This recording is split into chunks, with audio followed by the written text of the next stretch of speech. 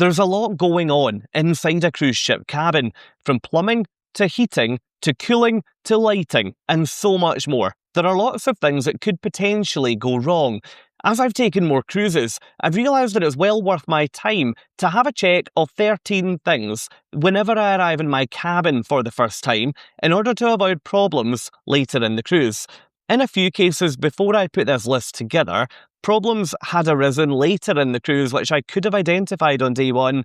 I didn't. I then unpacked everything into my cabin wardrobes and cupboards, and I then had to move cabin, which at that point is incredibly annoying. So hopefully, by telling you what these 13 things are in this video, we can eliminate the risk of that happening to you on any future cruises.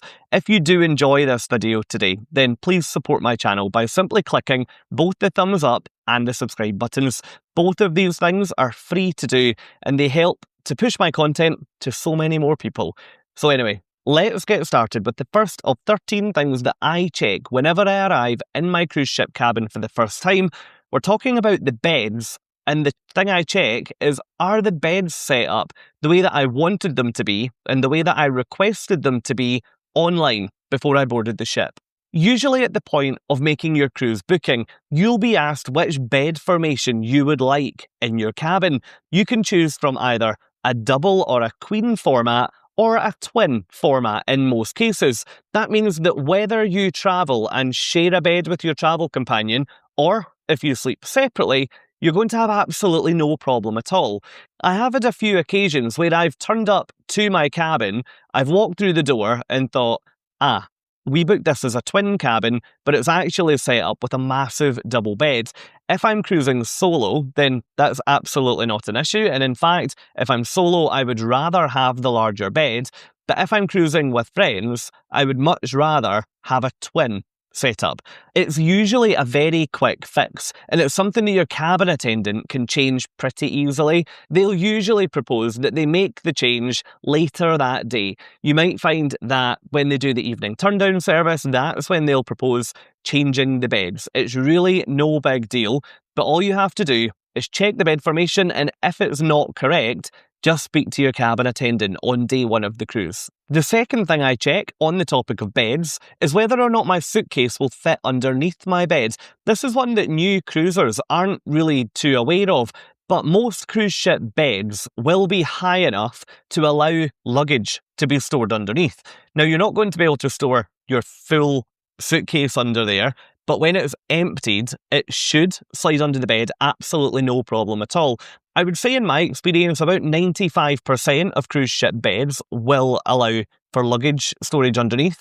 But if you're unfortunate and you're cruising with the 5% of beds that don't, then you can usually speak to your cabin attendant about what could be done with that suitcase. I've been on ships in the past where my cabin attendant has actually taken the suitcase away and they've returned it a few days before the end of the cruise to let me do my packing. But you do, of course, have some other situations where there is nowhere for that case to go. But if you just check under the bed, try to get it under there. If it doesn't work, speak to your cabin attendant who may or may not be able to help. Third, lighting. Is everything working in the cabin as it should? Do all of the lights work? And do they all have lampshades? Yes, you might be surprised at that lampshade aspect, but I recently took a cruise and I arrived in the cabin to find that one of the bedside lamps didn't have a lampshade. Now, at the time, I did think that would be quite annoying, but as the day went on and it got darker outside, I started to realise that not having a lampshade on a bedside lamp that's got an energy efficient bulb inside would actually be very frustrating because it's not an overly comfortable light to be looking at the bulb. So always check if all of the shades are there. If not, again, speak to your cabin attendant. You can see where I'm going with this. And also, just check all of the light switches as you go around the room. If there's anything flickering, if anything isn't coming on, then that's probably something that you'll want to raise whenever you bump into your cabin attendant. 4. The next thing I check without fail when I arrive in a cruise ship cabin for the first time is the water. Does it run both hot and cold in the bathroom, in the bath or shower, and also over at the sink? If it doesn't, this can be a really major issue, and it's something that could result in you having to be moved cabin. Therefore, it's always best to check that as soon as possible. By the time you complete the embarkation process and you get all the way from the parking lot or the car park through the cruise terminal and onto the ship, you're probably going to be ready to use the bathroom anyway. So while you're in there, just check the hot and cold water on the tap, and also check the shower. Think about it. If that shower isn't working, whether it be water pressure, whether it be temperature, whatever, if the first time you use that is right before you go for dinner on the first night, you've already unpacked your cases, you've already settled into your room. If there's then an issue with that shower, well, it's too late, isn't it? You're going to have to then repack everything to move elsewhere. So for the sake of flicking the water on for 10 seconds on the tap and 10 seconds in the shower, it's well worth it. Number 5. The next thing I check is my mini fridge, and I check that that fridge is both cold and ideally empty. I never drink from mini fridges or mini bars when I'm in a hotel or on a cruise ship because I find that it's usually pretty expensive to do so, and I carry my own water bottle around a cruise ship anyway. So before I retire to bed in the evening, I'm quite happy to go for a walk, fill up my water bottle, and then bring that back to the cabin. I have no need to be drinking from glass bottles of water or drinking beer from the minibar. I would rather just go to a bar on the ship if I wanted to get a drink. Now, on that note, I ask my cabin attendant to empty my mini fridge when I get on board. The reason for that is that any of the snacks and the bottles and whatnot that are in there, if the ship is moving, they can be sometimes known to chink or clink in the fridge. That can just be really, really annoying. And it might not happen on that particular cruise, but to be honest, if I'm lying there at 2 o'clock in the morning and I can hear glass bottles moving in the fridge, I would be so annoyed at myself for not asking them to empty that for me. The other thing to think about when it comes to fridges is, okay, yes, I get it emptied, but just make sure that your mini fridge is cold if you need it for any medical reasons. For example, I just store drinks in there, so it's not a huge issue for me, but I have travelled with people before who have diabetes and they require a cold fridge to store things like insulin, for example. So if you are in a situation where for medical reasons you need that fridge to be cold, then definitely make sure that's something you check as soon as you get into your cabin. Number 6, as soon as I get to my cabin, one of the first things I check is my safe. Does the safe work? Can I put my own password in? And can I lock it and unlock it really, really easily? This is one that I am such a stickler for. When I travel, I will very rarely leave any valuables out around the cabin. It's just not worth it, in my opinion. If I came back to my cabin and saw that someone had stolen my watch or my memory cards or my passport, for example, it would end up ruining whether it be one day of the trip or multiple days of the trip, depending on what had gone astray. So in my mind, I just get everything valuable in that safe as soon as I get into the cabin. I have had a few occasions where the safe hasn't actually worked. Sometimes you'll find that the battery has maybe run out. Sometimes you might find that I just haven't figured out how to work the safe, but let's not talk about that in too much detail. But yes, I always check that my safe works as soon as I get to my cabin. Number 7, are all of the wardrobe doors and all of the drawers around the cabin working correctly? This one might sound strange, but it is so important. I've had it in the past where magnetic latches on the wardrobes haven't been working. That means that the wardrobe door operates very similarly to what a wardrobe would in my house. All I have to do is go and really lightly touch that and it opens, or really lightly push it and it closes. If you then put this room I'm in right now in a situation where it's at sea and the ship is rocking, then suddenly that wardrobe door is going to open and close and open and close as the ship moves across the ocean.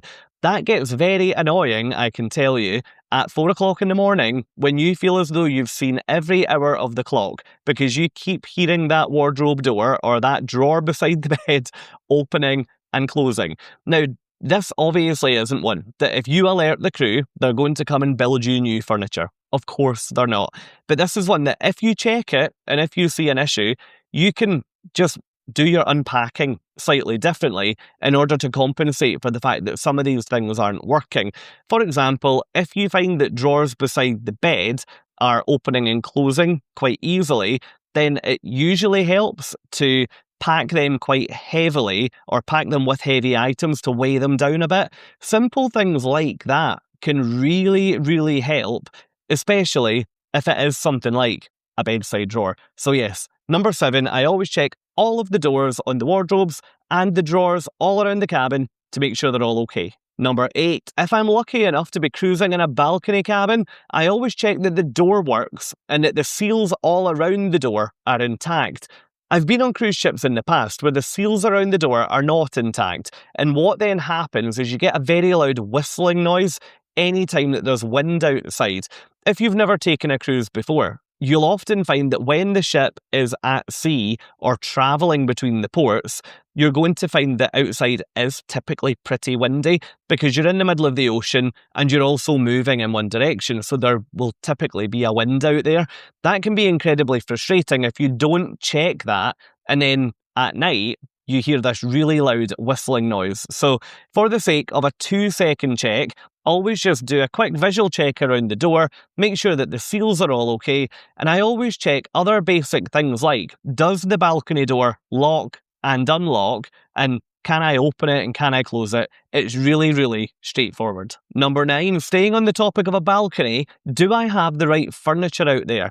This is the next thing that I check, because sometimes you can get on a cruise ship and you might have a shortage of furniture out on the balcony. That then means that on day 2, you're looking for that second chair to sit outside with your partner and have a morning coffee, and you realise that your balcony actually only had 1 chair. I've only had that happen 1 time, but another thing that I would like to mention on this point is that when you go out to check if you've got the right furniture, maybe think about, actually, do you have enough furniture, or would you benefit from having anything else? You might be looking at me right now thinking, what on earth is he talking about? But let me give you an example. I took a cruise in the Mediterranean with Costa Cruises, and that ship was really, really busy. It was a huge mega ship filled with thousands of people. When I got to my cabin, I realised that I had a fantastic size of balcony, and I said to my cabin attendant, I don't suppose I could get a sun lounger here to put it out on my balcony because the ship is really busy. I'd really enjoy spending a bit of time out there on my own. And I couldn't believe it, but they said yes, no problem. And within about an hour, my own sun lounger arrived to my cabin. So you might think the answer will be no, but I guess you'll never know until you ask the question. Number 10, the next thing I check when I get to my cruise ship cabin for the first time, this depends on whether or not I'm a member of the cruise line loyalty program. But if I am, which personally I always am, I love a loyalty program, so I never would not be, I always check to make sure that my loyalty benefits or my loyalty perks are in the cabin waiting for me. With most cruise lines, you'll be entitled to certain things when you get on board, especially as you work your way through their loyalty ladder. An example I would give you would be that I'm now a Diamond loyalty member with MSC Cruises. When I get on board and when I get into my cabin, that means that I should see things like a bottle of sparkling wine or a snack in the cabin waiting for me on embarkation day. If that isn't there, then it prompts me to just nip to guest services or reception and ask if they'll be delivered at a later date. That might sound a little bit funny if it's just a bottle of sparkling wine. However, I've had it in the past where I've got on the ship, that bottle of sparkling wine, which was a clear sign, wasn't there.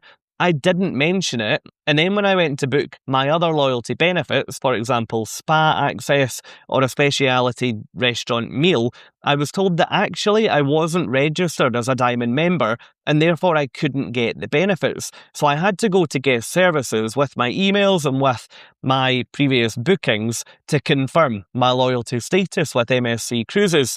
That was a really, really simple fix. But had I identified or had I thought on day 1, that sparkling wine isn't here, I should probably go and speak to guest services now, then I wouldn't have had the problem later in the cruise. So yes, number 10, if you're a member of the cruise line loyalty program, check what you're entitled to and check whether or not it's in the cabin when you walk in. Number 11, I always check for a do not disturb sign. On my most recent cruise, I didn't actually have a do not disturb sign in my cabin on the first day, which resulted in a few awkward interactions with my cabin attendant because they were trying to get in while I was still in the cabin, and then I would leave the cabin and they would have no idea whether or not I was in or out.